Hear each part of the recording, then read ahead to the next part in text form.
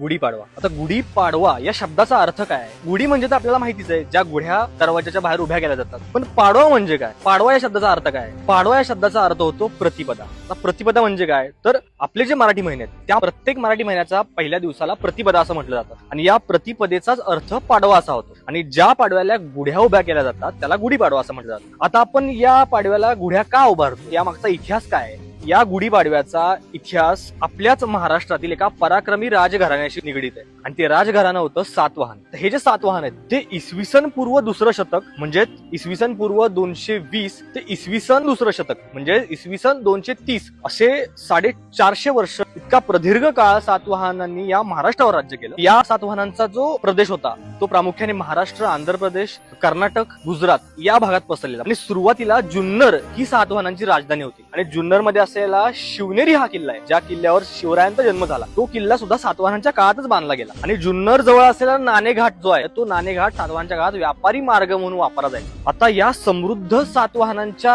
राज्यावर एका शक म्हणजे क्षत्रप नावाच्या परकीय टोळीने हल्ला केला. आता ही टोळी होती इराणी. या इराणी टोळीने, ज्यांना शक असं म्हटलं जाईल, त्या शकांचा राजा होता नहपान. या नहपानाने या सातवाहनांच्या राज्यावर हल्ला केला. या सातवाहनांची संपत्ती लुटली. इथले जे व्यापारी मार्ग होते ते स्वतःच्या ताब्यात घेतले. या गोष्टीमुळे सातवाहन इतके मागे सरले की फक्त पुणे आणि सातारा या त्याचे जे दोन जिल्हे त्या दोन जिल्ह्यांपुरता सातवाहनांचं राज्य मर्यादित राहिलं. यानंतर या सातवाहनांचा सर्वात पराक्रमी राजा गौतमीपुत्र सातकर्णी जेव्हा सातवाहनांच्या गादीवर आला त्यावेळी या गौतमीपुत्र सातकर्णीने या शकांविरुद्ध, या नहपानाविरुद्ध सलग 18 वर्ष लढा दिला आणि शेवटी नाशिक जवळ या नहपानाविरुद्ध गौतमीपुत्र सातकर्णाने एक निर्णायक लढाई दिली आणि या लढाईमध्ये त्या नहपानाचा मृत्यू झाला. आणि या नहपानाचा मृत्यू झाल्यानंतर सातवाहनांनी पुन्हा एकदा त्यांची सत्ता संपूर्ण महाराष्ट्रात स्थापन केली. त्यांनी जे हरवलेले जे राज्य होतं ते राज्य पुन्हा एकदा त्यांनी ते मिळवलं आणि त्यावेळी या सातवाहनांच्या विजयोत्सव साजरा करण्यासाठी, या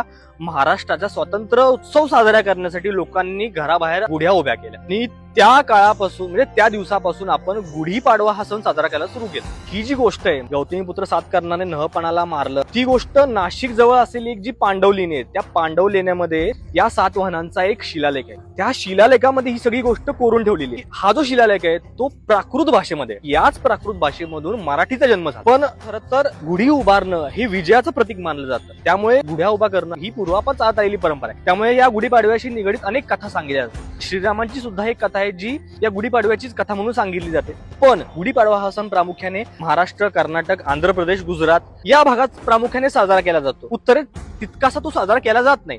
याचं कारण म्हणजे काय, तर सातवाहनांचं राज्य या भागामध्ये पसरलं होतं. दुसरं आणखीन एक प्रमुख कारण असं की मराठी नववर्षाचं स्वागत सुद्धा आपण गुढीपाडव्यालाच करतो. हे जे आपलं मराठी नववर्ष आहे ते शालिवाहन शकावर आधारित आहे. याच दिवशी शालिवाहन शक सुद्धा बदललं जातं. आता हे जे शालिवाहन शक आहे ते सुद्धा सातवाहनांशी निगडीत आहे. काही लोकांना असं वाटतं की हे शालिवाहन शक हे सातवाहनांनी सुरू केलं, पण हे शालिवाहन शक एका शक राजाने सुरू केलेलं आहे. तर याची जी गोष्ट आहे ती आपण पुढच्या व्हिडिओमध्ये पाहू.